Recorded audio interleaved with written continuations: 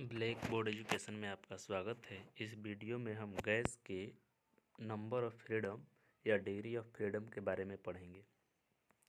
अगर आपको इस वीडियो का पीडीएफ चाहिए तो इस टेलीग्राम को ज्वाइन कर वहाँ से प्राप्त कर सकते हैं। देखते हैं नंबर ऑफ फ्रीडम क्या होता है।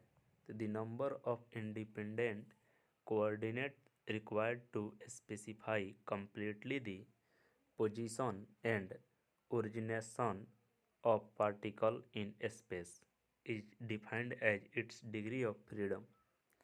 अंतरिक्ष या स्पेस में एक कण की स्थिति और अभिन्यास को पूरी तरह से निर्देशित करने के लिए आवश्यक स्वतंत्र निर्देशांक की संख्या को उसकी स्वतंत्रता की डिग्री कहा जाता है। अब देखिए, एक दृढ़ पिंड, एक रिगिड बॉडी जो है, दो प्रकार से गति कर सकता है। एक स्थानांतरीय गति ट्रांसलेशनल मोशन और दूसरा रोटेशनल मोशन। एक मान लीजिए कि कोई वस्तु है तो यह दो प्रकार से गति कर सकता है। या एक प्रकार से ट्रांसलेशनल मतलब एक स्थान से दूसरे स्थान तक जा सकता है, या रोटेट करके ऐसे घूर्णन करके घूम करके जा सकता है। ठीक है, रोटेट करेगा या सीधे यहाँ से यहाँ तक जाएगा, और दोनों हो सकता है रोटेट करते हुए और फिर आगे भी बढ़ते रहता है। जैसे मान लीजिए किसी सतह से कोई गेंद लुढ़क रहा है। ठीक है, उसके बाद यह दो प्रकार से होता है। अब देखिए, गैस के जो अणु है मोलिक्यूल्स है, उसको हम तीन हिस्सों में बांट दिए। एक तो मोनो एटोमिक, डाई एटोमिक और पॉली एटोमिक। तो पहले मोनो एटोमिक देखते हैं। मोनो एटोमिक वह मोलिक्यूल्स होता है जिसमें केवल वन एटम होता है। जिस मोलिक्यूल्स में केवल वन एटम होते हैं उसे मोनो एटोमिक कहते हैं।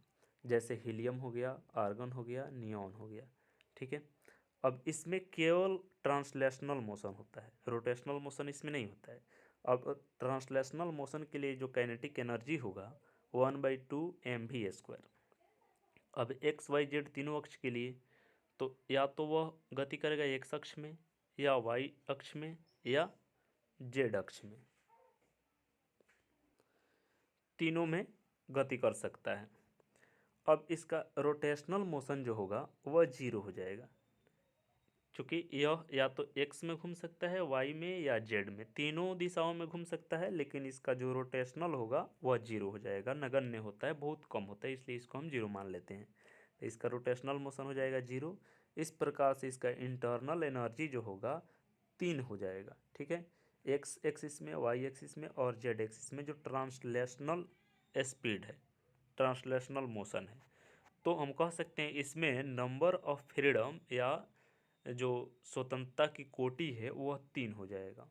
तो मोनो एटॉमिक गैस के लिए जो होगा 3 होता है। फिर इसके बाद डाई, तो डाई एटॉमिक गैस जो होते हैं वह उसमें 2 एटम होते हैं। Molecules in diatomic gas are made up of 2 atoms. द्विपरमाणुविक गैस दो अणु जो होते हैं दो परमाणु से बने होते हैं। इसके अणु जो है मोलिक्यूल्स होते हैं वह 2 एटम से बने होते हैं, जैसे H2, N2, O2 इत्यादि। अब इसमें दो प्रकार की गति होती है, एक तो ट्रांसलेशनल और दूसरा रोटेशनल। तो दोनों गति होती है। अब डायरेक्शन 3 होते हैं, एक्स वाई जेड अक्ष। तो यह तो 3 होगा ही, जैसे मोनो में हुआ था, मोनो एटॉमिक गैस में हुआ था, वैसे इसमें तीनों होगा, एक्स के साथ, वाई के साथ और जेड अक्ष के साथ। इसके साथ साथ रोटेशनल मोशन भी होगा। तो रोटेशनल मोशन एक्स अक्ष, वाई अक्ष और जेड अक्ष के साथ होगा। लेकिन यदि नॉर्मल टेम्परेचर रहे तो नॉर्मल टेम्परेचर में रोटेशनल मोशन जो होगा ये दो प्रकार से हो सकता है। यदि मान लीजिए कि एक्स अक्ष पर कोई गैस है तो एक्स अक्ष पर है तो वाई और जेड डायरेक्शन में मूव कर सकता है, इसलिए उसका मोमेंट ऑफ इनर्शिया जो होगा एक्स अक्ष पर वह जीरो हो जाएगा। चूँकि एक्स अक्ष पर है, एक्स अक्ष के अलोंग जो वह रोटेट करेगा, तो एक्स अक्ष जो होगा उसका moment of inertia I x बराबर जीरो हो जाएगा। इसलिए वहाँ पर आई एक्स जब जीरो हो जाएगा तो आई एक्स ओमेगा एक्स के स्क्वायर वह जीरो हो जाएगा। तो इस तरह से रोटेशनल मोशन जो होगा वह केवल 2 ठो रहेगा। इस तरह से टोटल इंटरनल एनर्जी 5 हो जाएगा, 2 रोटेशनल मोशन के द्वारा और 3 ट्रांसलेशनल मोशन के द्वारा। ठीक है, अब इसके बाद आता है पॉली एटोमिक। जैसे इसमें पॉली में ट्राई, टेट्रा बहुत सारे आते जाएंगे, जैसे CO2, चाहे SO2, ये सभी जो है ट्राई है। तो इसमें जो इंटरनल एनर्जी होगा, 3 जो है आपको ट्रांसलेशनल XYZ अक्ष में, और 3 रोटेशनल X अक्ष के साथ, Y अक्ष के साथ और Z अक्ष के साथ, तीनों में मूव कर सकता है। इस तरह से टोटल जोड़ेंगे तो हो जाएगा 6। इसके साथ साथ एक और भी गति होती है इसमें, तो उस गति को हम यहाँ पर अध्ययन अभी नहीं करेंगे, क्योंकि जैसे ही कंपन करेगा, वाइब्रेट करेगा, तो उसमें 2 गतियाँ और जुड़ जाती है।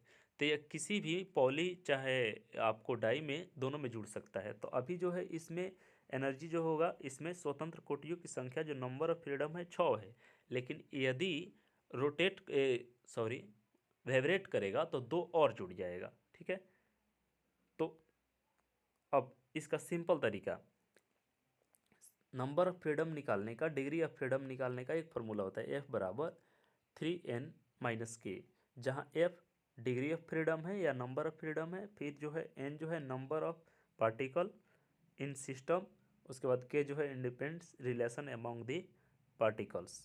अब मोनो के लिए देखते हैं, तो मोनो के लिए n 1 होता है, डाई के लिए 2 और ट्राई के लिए 3 होता है। जबकि मोनो के लिए k का मान 1 होता है, जब k का मान 0 रखेंगे यहाँ पर और n का मान 1 रखेंगे तो हो जाएगा आपका F बराबर 3, अर्थात इसमें नंबर ऑफ फ्रीडम मोनो के लिए 3 होता है। जबकि डाई के लिए हो जाएगा, आपको उसी फार्मूला पर रख देंगे, 3 × 2 - 1, तो हो जाएगा आपको 5। जबकि ट्राई में 3 हो जाता, 2 होता है, एक लीनियर के लिए और दूसरा नॉन लीनियर के लिए। लीनियर में जो k का मान होता है वह होता है 2, जबकि नॉन लीनियर में 3 होता है। तो इस तरह से 2 और 3 रखेंगे तो हो जाएगा इसमें 7 और 6 मान आ जाएगा। ठीक है, तो ट्राई के लिए 6 होते हैं नंबर ऑफ फ्रीडम। उसके बाद आता है इक्विपार्टेशन ऑफ एनर्जी। तो यह क्या होता है, अकॉर्डिंग टू दिस लॉ, इसको मैक्सवेल ने दिया था, any dynamical system in thermal equilibrium, the total energy is distributed equally among all the degree of freedom and the energy associated with each molecules per degree freedom is 1/2। यहाँ पर रहेगा 1/2 छूट गया है। ठीक है, हिंदी में भी 1/2 रहेगा। तो इस नियम के अनुसार थर्मल संतुलन में किसी भी गतिशील प्रणाली के लिए कुल ऊर्जा स्वतंत्र की सभी डिग्रियों के बीच समान रूप से वितरित की जाती है, और प्रत्येक अणु के साथ डिग्री स्वतंत्र के साथ जुड़ी रहती है, जिसका मान होता है 1/2 kT²। तो U बराबर हो जाएगा Na 1/2 F kT, जहाँ F नंबर ऑफ फ्रीडम है और K कांस्टेंट है, T जो है टेम्परेचर है, K वोल्टेज मान कांस्टेंट है और T टेम्परेचर है, Na जो है नंबर ऑफ मोल है, Na × K बराबर होता है R, गैस कांस्टेंट। तो इस तरह से हम लिख सकते हैं U बराबर 1/2 FRT। Thank you.